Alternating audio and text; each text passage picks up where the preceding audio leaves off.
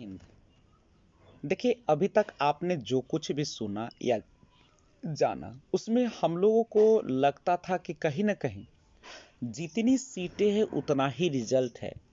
और ये सारा जो भय था, संशय था घोटाले का या स्कैम जिसको आप कहते हैं, वो झूठी प्रतीत हो रही थी।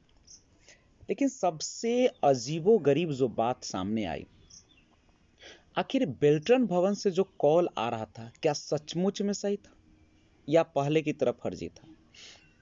तो इस बार जो कॉल आ रहे थे या पहले जो आ रहे थे, उसमें बहुत बड़ा अंतर था। आपको पता है कि इस बार जो कॉल आ रहे थे, वह आपका नाम, पता, नंबर, हर चीज बता रहा था। अब आपके मन में एक संशय होगा कि क्या अगर उसको किसी का भी रोल वो लगाकर और उसको तो रिजल्ट निकाल सकता है और बताएगा।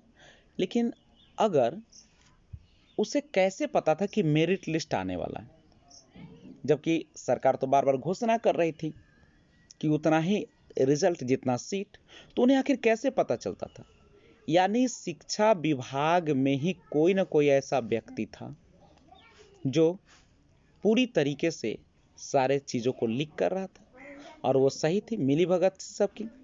चूंकि आप जब बता रहे हैं 3 डिजिट तक, जैसे आप करें कि 69.043 या 70.543, तो 3 डिजिट तक जो आप नंबर अंक बता रहे थे कि इतना अंक है, तो इतना करेक्ट कैसे बताया जाएगा? जबकि सही में था कि जो उसका डिजिट था वो 3 तक था, 4 तक था।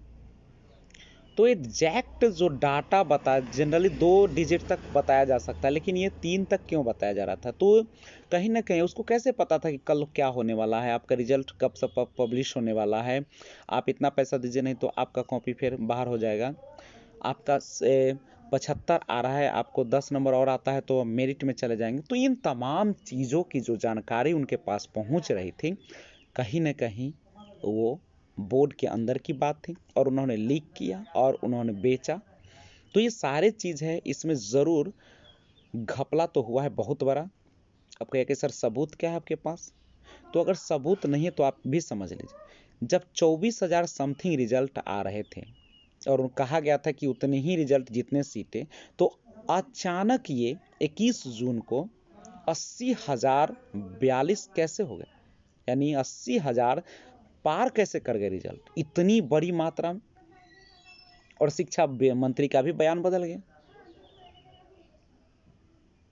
कि ये नियोजन इकाई का काम है। पहले तो कहते थे जितने सीट उतने रिजल्ट, अब कहते हैं कि ये नियोजन इकाई का मेधा सूची बनाना है। जितने भी क्वालिफाइड किए हैं, जिसने भी 45 और 50% नंबर लाए हैं, उन सबको क्वालिफाइड घोषित कर दिया गया और उन सब का रिजल्ट दिया गया। यहाँ तक कि 2011 वाले को भी इसमें शामिल करने की अब बात आ गई कि जो आवेदन होंगे उसमें वो भी शामिल हो जाएंगे। तो इन तमाम चीज़ों को देखने से अब एक ही चीज़ स्पष्ट होता है कि बहुत बड़े साजिश का शिकार हुए हैं स्टूडेंट। और देखिए, जो मेरिट में आने वाले थे, जिन्होंने मेहनत किया, ऐसा नहीं है कि सभी लोग जो ऐसे बिना मेहनत करे हैं उसमें पास हुए।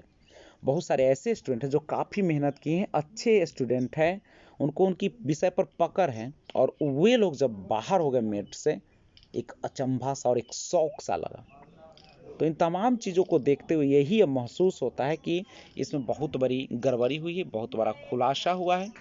और अब एक ही चीज़ है, अब हम लोग को इसको सहन करना पड़ेगा ही नहीं, बल्कि जो उचित स्टूडेंट है, जिसने मेहनत किया है, उनको इसका मुआवजा मिलना चाहिए और उन्हें ज़रूर इनका जो है से सही मेरिट का फ़ायदा होना चाहिए।